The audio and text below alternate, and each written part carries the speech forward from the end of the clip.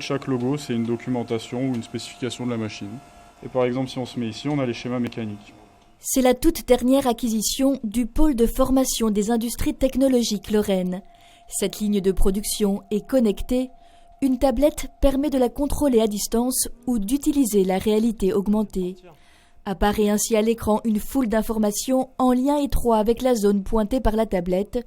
Schéma électrique, cycle de fonctionnement ou encore consommation d'énergie, des informations précieuses accessibles presque instantanément. L'usine du futur sera connectée et ici les apprentis s'y forment déjà. On a des nouvelles choses à apprendre du coup vu que c'est en constante évolution.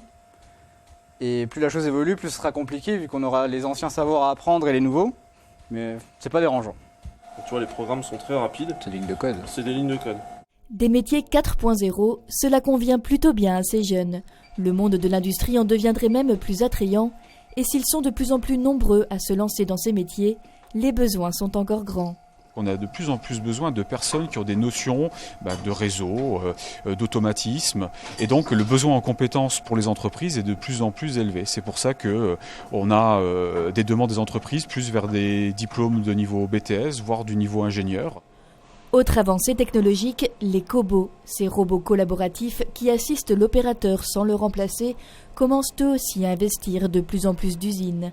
Le site de Yutz propose aux apprentis de s'y former à partir du niveau BTS. On a déjà des roboticiens, la formation est en train d'évoluer pour intégrer la cobotique, mais effectivement toutes les technologies, toutes les avancées qui font partie de l'industrie du futur vont constituer des métiers d'avenir, qu'on ne retrouve pas forcément encore actuellement.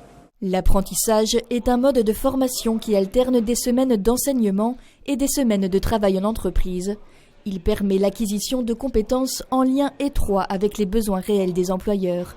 Du niveau CAP au niveau ingénieur, en passant par le bac pro ou le BTS, les métiers de l'industrie recrutent. Les pôles de formation des industries technologiques Lorraine ouvrent leurs portes les 20 janvier et 24 mars prochains.